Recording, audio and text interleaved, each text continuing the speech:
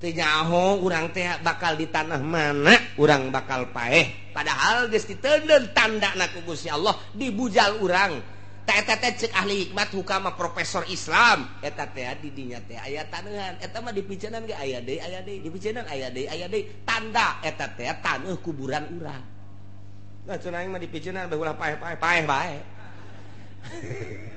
bae tah bang kayak gitu deui ku malaikat aya deui jadi leuh ku malaikat blok dipiceunaan nyokot deui malaikat tendeunkeun deui ka dinya kitu bae.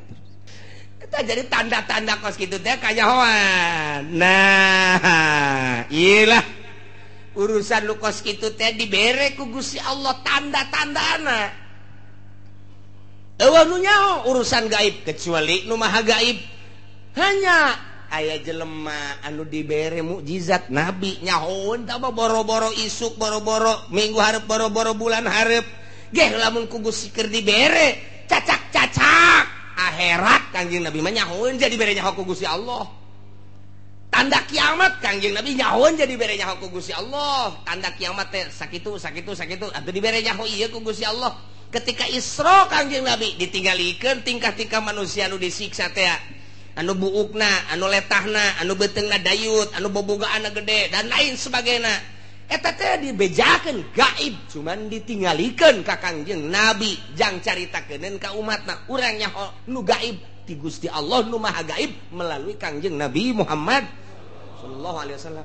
Aya deui waliullah geh lamun keur dibere dibukakeun hijab trek nya ge kaget tercengang kitu keneh wah man ulama keur dibere maunah ku Gusti Allah tak kaget nya ge.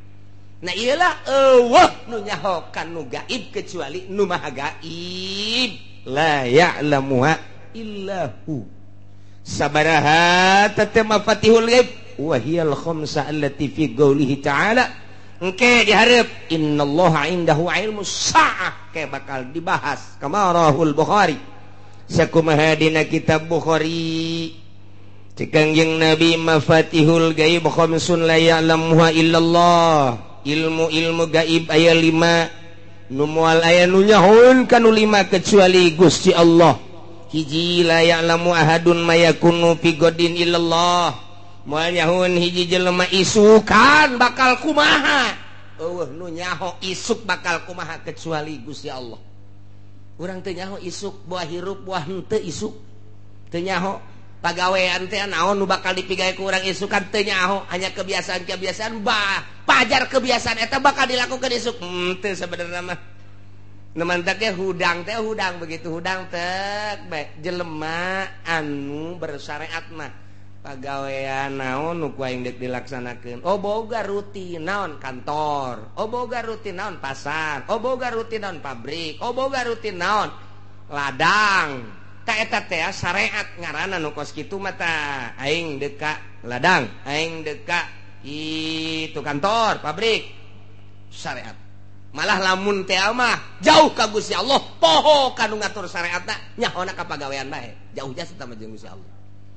Tapi lamun ahli marifat mah lain gitu begitu hudang alhamdulillahilladzi ahyana ba'da ma amatana wa ilaihin nusyur bakal dikumahakeun ti mimiti hudang ku Gusti Allah bakal dikumahakeun kuring teu nyaho saenggeus da hudang kuring bakal dikumahakeun ieu isuk-isukna apa bakal diberangkatkeun apa bakal henteu bakal sehat bakal henteu bakal hirup bakal henteu ta ahli makrifat bakos kitu begitu hudang teh teu boga rencanana dipasrahkeun ka Gusti Allah nyanggakeun sadaya-daya Gusti abdi hudang teh ieu nyanggakeun ka Gusti teu boga rencana nyanggakeun kumaha Gusti ngatur ai urang mah begitu hudang tek rencana kantor rencana pasar berarti masih keneh syariat tina hudang bae ge geus kanyahoan ta eta teh kanyahoan ku ahli Allah mah si itu marifat kunaon teu boga rencana nyanggakeun ka Gusti Allah si itu bersyariat wajin teuing ibadahna diadu-adukeun tarangna datang ka hideung syariat mah syariat bae kanyahoan langkah-langkahna aya tanda-tanda bersyariat teu bisa henteu kajian kuku moal bisa kacolongan moal bisa kacolongan aya deui nu begitu hudang nyana teh rencana henteu masrahkeun ka Gusti henteu walah wahuleuh lu beuh jauh ti Gusti mah bersareat henteu bertorekat henteu ieu mah kos kieu mah kudu dibawa ka grogol. Nah, lima nomor kahiji teh jaho isuk bakal kumaha kecuali Gusti Allah. Nomor kedua wala ya'lamu ahadun mayakul fil arham illallah. Eueuh nu nyaho naon aya di jero rahim awewe. Bakalna jadi anak apa henteu ketika jadi teh lalaki apa awewe ketika jadi hirup apa henteu. Kemudian kadituna eueuh nu nyaho tanu di jero rahim kecuali nu bah gaib. Allah Subhanahu wa taala. Nomor katiluna wala ta'lamu nafsum madza taksibu goda eueuh nu nyaho naon nu bakal dipigawe isukan. Nomor kaopatna wala tadri nafsum bi ayyi ardin tamut eueuh nu nyaho di tanah mana urang bakal paeh. Apakah di kampung urang, apa urang keur nyaba ka Lampung, apa keur ka Surabaya, apa urang keur ka Mekah, keur ka Madinah. Nyaho urang teh bakal di tanah mana urang bakal paeh padahal geus diteundeun tandana ku Gusti Allah di bujal urang teh eta teh ceuk ahli hikmat hukama profesor Islam eta teh di dinya teh aya taneuhan eta mah dipiceunan ge aya deui dipiceunan aya deui tanda eta teh taneuh kuburan urang nah cenah mah dipiceunan bae ulah paeh bae paeh bae tah bang kayak gitu deui ku malaikat aya deui. Jadi lagu malaikat blok dipiceunan nyokot deui malaikat tendeunkeun deui ka dinya kitu bae terus kalimana wala yadri ahadun mata yaji'u bil matar eueuh nu nyaho iraha ieu turun hujan teh nyaho sakitu guludug geusing jelegerna malam kedua peuting ka tukang wah sana hujan gede ya hujan gede ya subuh centrang deui urang mah geus kasieunnan ngadengkeun guludug teh kilat gede jasa di deuleu keluar pohara amat nyapoek nya kilat wah asana gede jasa hujan subuh kabeurangkeun panas guludug di mana ka mana eta nu tadi nu nyaho kajeun kumaha ge aya urang keur tenang-tenang we ngobrol panas datang bebret hujan gede je atuh teu kanyahoan kamari nu nyarang loba jasa hujan bae nu hajat ti kaler ti kidul teh wetan ti kulon wow dukun mamana geus didatangkeun ka dinya supaya ulah hujan sakala hujan bae ku aing di hujanan aya jelema nu nahan-nahan datang ka botol di ayun-ayun botol ayun ku sia cak ku Allah hujan bae aing mah cenah ieu mah botol mah geus teu katahan ku halu. Wah tuh halu, teangan ku sia halu. Ayun-ayun ku sia halu. Moal cenah ieu mah sempak ka luhur kentengkeun. Bila perlu dagangkeun ku sia di luhur kenteng. Hujan bae cek ku sia Allah. Geus sempak sagala di luhur. Wah geus macem-macem teh. Asal anu hajat mah geus sempak ambalae di luhur kenteng. Allah jasa. Masya Allah. Tetap hujan bae cak Gusti dek dihujankeun bae. Nu nyaho ya Allah ya karim. La ya'lamu illa hu. Wa ya'lamu ma fil barri jeung Gusti Allah anu maha uningakeun naon nu bakal terjadi di daratan. Nu bakal terjadi di tegalan, nu bakal terjadi di padang pasir, nu pada bakal terjadi di gurun. Aya sabaraha jumlah makhluk nu aya di luhur bumi ti mimiti hewan nu berakal anu berpikiran manusia ngaranna sa Indonesia nu sabaraha jumlahna secara nasional nu berKTP nu teu berKTP na teu kahitung secara sadunia berbagai negara 5 benua Asia, benua Amerika, benua Afrika, benua Eropa, benua Australia. Tak ieu teh aya sabaraha kabeh Allah nyahoun. Aya sabaraha gajah di luhur daratan Allah nyahoun. Aya sabaraha kuda Allah nyahoun. Aya sabaraha kitu embe, domba, kabeh, uncal, orai, kasirem-sirem, katu-batu mah Allah nyahoun. Eueuh nu teu dikajahokeun ku Gusti Allah jada damelanana. Nu eta kurang-kurang yakin ka Gusti Allah, ayat ieu tancapkeun ka jero hate plakeun kubur di jero hate boro-boro aing kumalandang tatangga aing ge nyahoeun pamajikan aing ge nyahoeun tumak nu teu kanyahoeun ku sasa Allah mah nyahoeun sireum nyahoeun Allah mah wa ya'lamu ma fil barri jeung deui di samping nyahoeun Gusti Allah sabaraha anu sehat sabaraha anu gering nyahoeun Gusti Allah sabaraha anu deuk ditambahan panjangkeun umurna datang ka ajalna deuk sabaraha anu dipaehan Allah nyahoeun jasa sabaraha anu ngalahir poe ieu jeung sabaraha anu kitu paeh nyahoeun wa ya'lamu ma fil barri luhureun daratan-daratan luhureun bumi Allah nyahoeun kabeh mantap urang boga kayakinan ieu jadi wali boga kayakinan ieu Allah mah nyahoeun asal nyahoeun mah isin urang ka Allah isin amat ya aing dikanyahokeun ku Gusti Allah urang keur nonton TV bae hiji aing kanyahoan ku Gusti Allah ieu aing keur nonton TV isin ya picen TV ganti nu gede isin urang ka Gusti Allah teu kudu loba lemah di kamar ge Allah nyahoeun beuh ieu aing lamun maksiat di jero kamar isin amat ka Gusti Allah nu mantak terus adab waliullah mah lain bae di nu loba lemah di jero kamar ge make adab-adaban bae mantak waliullah mah cangkilang deuk mandi bae deuk mandi mun aya talasna make talas di dieu atau make samping teu kadeuleu ku manusia tapi Allah mah neuleuh nyahoeun lamun eueuh diuk ulah kena kadeuleuan diuk nu rapi dijebur gegera Allah nyahoeun jasa batur teu nyahoeun Allah urang mah lain guriwal wih siapa gede amat tuh ya bloon budak ngadu nu kos kitu Gusti Allah Masya Allah wa ya'lamu ma fil barri Gusti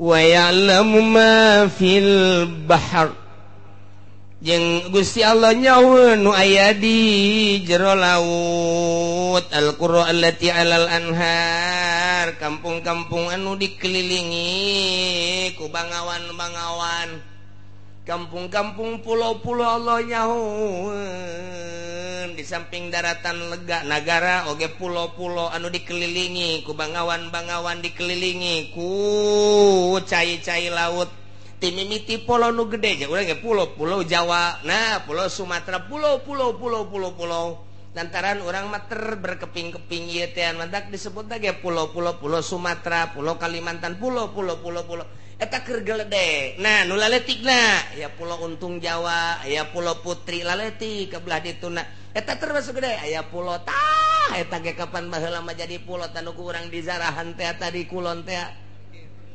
Pulau Cangkir mata disebut ge pulau kuari mah geus jadi pulau lantaran ngahiji cekolot baheula karuhun urang asal Pulau Cangkir geus ngahiji geus rusak negara geus bukti jasa jaker kula leutik maka ditu teh naek getek ngomong baheula teh ieu mah bakal ngahiji mah nya ngahiji ngahiji engke mah ngahiji sorangan kuari Masya Allah geus cenah teh mah geus asal geus ngahiji bae geus tanda-tanda eta geus bisa disebutkeun kos kitu di samping daratan-daratan pulau-pulau jero laut nyahoeun Gusti Allah luasna laut nyahoeun jerona laut nyahoeun eusi laut nyahoeun aya kakap sabaraha di jero laut nyahoeun jasa aya cumi sabaraha miliar di jero laut aya teri geus teu kahitung sabaraha Allah mah nyahoeun ieu kari mata katulah sieun-sieun henteu sieun wali mah di mamana geja ku Gusti Allah nyahoeun dikajawakeun ku Gusti Allah berarti diurus ku Gusti Allah sieun-sieun amat urang hudang ti peuting biasana kan sieun komo aya nu paeh anyar dek tahajudan ya tahajud bener mencan kalau wudu gerebek ih naon teh suga gerebegan deh lain naon beres ngala wuduna bari muringkak ke bulu salat Allah gerebek terjadi tak encan datang kabar encan Usalli Allah berbalik jinaonnya ingat ulah bae keur tadi pae aju bae diuknya eta ai salat mah sieun ai diuk teh coba ke kanu borangan ge sia kos buku ngaku sia. Kos kita salat pasieun. Allahu Akbar lain pikiran ka Allah, pikiran pocong teh, jurig teh dan lain sebagainya dipaksakeun ku urang. Tapi lamun diuk mah bari ngaroko wani. Maka set. Les. Ngopi biasa. Kertek-kertek ke mana sia? Ka dieu. Atuh salat bae atuh. Ai diuk benang tangan sagala ka juri ka dieu sia, ai wani mah ka aing. Ngaroko deui, keluar di dalam jauhna naon? Kudaon ai salat Allah. Kerbek naonnya? Jelema nyana-nyana kene beda tuh. Coba ge rasakeun ge. Ye cenah kieu nyahoan borangan. Heuh aing ge borangan sarua. Tah eta kos kitu tah. Jadi lamun dongeng nu borangan mah emang urang ge hayang seuri sorangan. Hayang seuri sorangan nu borangan mah. Nu sok kukula didongengkeun teh di Garut. Aya hiji makam, galaknya serta mah kuntil anakna teh mah dinya tah. Lamun liwat ka dinya kunti anak di samping seuri sok ngababuk. Teh mah kunti anak galak memonon, juri galaknya serta asal liwat ka dinya galak tah mah. Hiji mangsa urang pondok pesantren ku ajengan teh hadiran aya Nanang Kosim jeung Toto Gozali di Kampung Salam hadiran besi eueuh. Besi eueuh nu neuleuh hadiran. Aya hiji santri nungguan Nanang Kosim kebel asup ke hadapan panggung hees nya mah teu nyahoun brakayuda Nanang Kosim segala muammar geus teu nyahoun bae lah beres hudang-hudang teh nya nama jam 3:30 ye cek ieu geus sepi ye geus cancan ye barang deuleu jam 3:30 alah aing ieu deuk balik ka Kobong ye sieun eueuh di jalan iwal ti ka kuburan eta tah eta sieun tanjana tah sieun menya aing di dieu bae deui menya teu balik teh tah subuhna pan ngaji lah geus aing mah menya eleh ku jurig cek cenah teh lewat aing ka kuburan geus disiapkeun bae kadongdong supaya kieu pokona kunti anak jurig segala nanaon babok ku aing mah geus dikieu-kieu bae nya leuleum alah cek cenah teh ngawani-wani maneh kabeneran pas kuburan aya nini dek bising.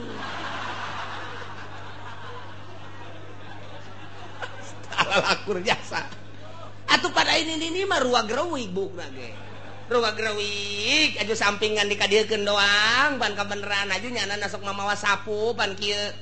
Kadel aku sare. Ah iya kuntilanak dibabuk wae nya nyana teh. Atuh nini ka jalan dek nyebrang ti kuburan ka arah kuburan teh eta santri liwat joger wae jeung tangkal kadongdong na burak lumpatnya na datang ka Kobong harenggosan si harenggosan mah cek babaturanna mangi kunti anak aing babuk wae leh beres geus teu kapiheulaan aing ku kunti anak keur kieu mah cek kana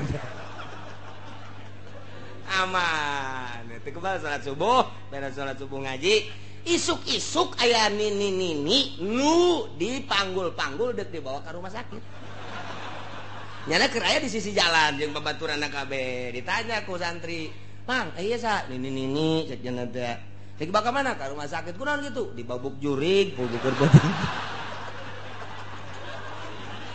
jadi nini ge ku nyada pajar dibabuk jurig cek santri aing jurig eta mah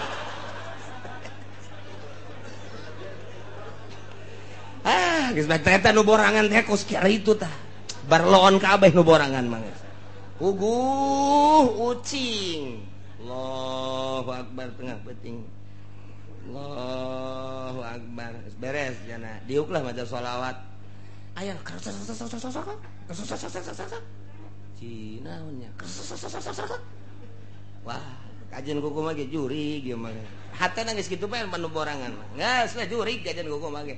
Geus cenah robahna ge lalauna ketep-ketep hees deui lah daripada aing ngadenge mending hees cenah teh aman geus ai isuk-isuk banggi ucing eta ucing teh meureunanan kurusak-kurusuk kabeneran asup ka beheungna kantong keresek di jero kantongna pan aya amrang-amrangan asal leumpang kersek-kersek ho cak anu keur penting teh ieu horeng jurigna ieu tuh jadi kabobodo ku ucing paling ya Allah eta borangan eta kos kitu eta entek teu kudu borangan-borangan geus udang penting geus gara wudu asal enan lah geus teu kudu borangan cek kieu ge moal enan naon Allahu Akbar brek leh moal enan naon epek aya pocong leh lain da mah epek dibukain hehe gitu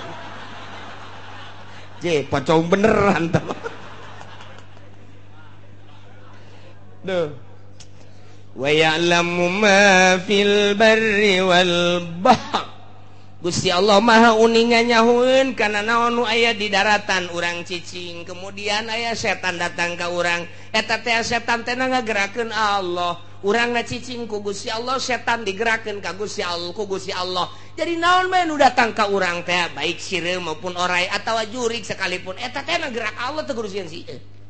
Mata ahli Allah mah teh kudu sieun. Begitu datang orang keur cicing ibadahan aya setan aing makhluk Allah sia makhluk Allah ngan kebenaran aing mah jelema sia mah setan deuk naon sia ha deuk naon sia ha tuh mah lamun digalakan setan sieun lamun urang sieun setan seuri ha sieun ka aing dilalaga deui sia ku aing mantap geus urang lamun salat di penting siapkeun golok yang naon cek pamajeng setan pencit ku aing si setan. Oh setan sia. Cek pamajikan sok ajukos kitu ka haji mah. Lah wa ya'lamu ma fil barri wal bahri nyahoeun Allah sabaraha makhluk nu aya di daratan, sabaraha jumlahna berbagai makhluk nyahoeun kabeh. Yakinkeun ieu Quran. Nyahoeun nu aya di beunang kitu ngaranna laut. Sabaraha jerona laut, luasna laut, sida laut, kateri-teri sabaraha miliar triliun nyahoeun kabeh. Masya Allah. Nu teu dikanyahokeun ku Gusti Allah. 2. Katilu. Wa ma tasqutu min waraqatin illa ya'lamuha. Tepati-pati ragag hiji daun kecuali Allah nyahoeun kana daun eta. Daun naon nu endek ragag sanggeusna manehanana ragag eta teh diragagkeun ge ku Gusti Allah ka mana bakal ragagna eta teh Allah nyahueun janang Allah ngaragagkeun sanggeusna ragag sabaraha daun nu ragag dina eta tangkal Allah nyahueun sesa daun anu nempel keneh Allah nyahueun ya Allah ya Rabbi deuk kurang kumaha kayakinan ka Gusti Allah deuk kurang kumaha tah nu mantak teh tancapkeun lakeun kanyaho Allah di jero dada urang bukakeun hate ilmu Allah asupkeun ke jero jantung ke jero golbot tak yakin urang eueuh nu nyahokan nu gaib kecuali Gusti Allah nu maha gaib kahiji nomor kaduana Allah nyahoeun naon bae nu aya di luhur bumi yakni di daratan katilu Allah nyahoeun kana naon bae nu aya di jero cai di laut di bangawan di mana bae obat Allah nyahoeun kana daun nu ragag iraha ragagna sanggeusna ragag ka mana ragagna sesa daun anu nempel nyahoeun satungya kabeh kanyahoan ku Gusti Allah daun gede daun leutik daun panjang daun leutik lah deui Allah nyahoeun masya Allah wala habbatin fi zulumatil ardi Allah nyaweun kana siki nu aya dina popoek bumi artina popoek bumi teh ieu teh majaz popoek teh bimana bawatinil ardi lantaran di jero bumi teh lantaran nempel jadi poek geus ngabahasakeun bawatin jero bumi fi zulumat jadi eusina jaba jero jaba poek lamun bawatin doang mah teu kanyahoan ieu teh cek Gusti Allah teh jero bumi bae buat caang buah henteu tapi ku zulumat di samping kajeroanana kanyahoan poek kage luar biasa mata kabahasakeunana fi zulumatil ardi majaz teh zulumat di mana bawatin nyahoan Gusti Allah aya siki kacang di jero bumi di lapisan kahiji lapisan kadua lapisan katilu lapisan kaopat datang ka lapisan katujuh Gusti Allah apaleun nyahoeun Gusti Allah aya siki jagong anu nempel di luhur anu nonggerak di luhur kabawa kacai ke jero kabawa terus ka jero teh katela terus lapisan kahiji kadua katilu kaopat kalima kagenep katujuh Allah nyahoeun sabaraha siki nu aya di jero nyahoeun eueuh hiji siki nu teh kanyahokeun ku Gusti Allah naon bae nu aya di jero bumi ieu hasil-hasil bumi potensi bumi aya minyak di jero bumi urang Allah nyahoeun aya logam di jero bumi urang teh logam perak logam emas logam besi perunggu dan lain sebagainya nyahoeun Gusti Allah teh naon bae nu aya dina popoek tade siki leutik ke kajawan komo nu gede mah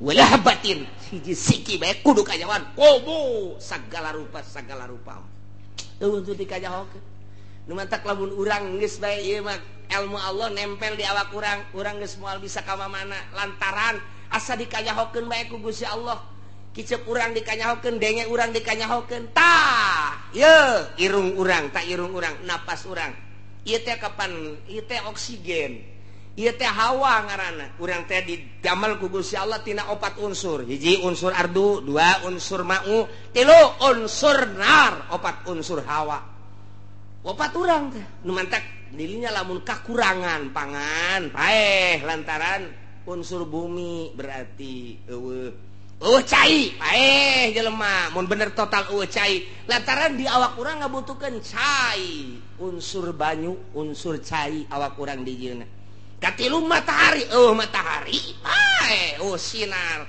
lantaran di dalam urang tina unsur nar nomor kaopat unsur hawa hawa urang disekep di jero taneuh hawa paeh urang eta teh keur carita urusan kebiasaan jabalah di luar kebiasaan mah Allah maha segala-galana jelema di jero cai teu paeh jelema di jero taneuh teu paeh kumaha Allah bae seuneu biasana di mana meuleum paeh dibuktikeun ku Kangjeng Nabi Ibrahim kerek di jero seuneu malah mah tangkal tatangkalan jarara di jero seuneu maha suci Allah tah mah urusanna urusan adat jabalah adat api ketika ku Gusti Allah dikhuarikeun mah dibedah adat atuh nu Gusti cak Gusti Allah kuni barda wassalaman ala Ibrahim hai sana ya naru hai sana kuni barda sing tiis maneh ala Ibrahim ka Ibrahim awas ya datang ka haneut bage bahaya sia sana boro-boro meuleum haneut teh teu meunang seuneu datang ka dinya ngalentab-lentab atuh biasa bae malah ka asana kos Toshiba bae non Toshiba AC ti sengaja datang ka kerek di jero seuneu apel jadi anggur jadi jeruk jadi masya Allah ngarundai-rundai ka Kangjeng Nabi Ibrahim urusan Gusti tah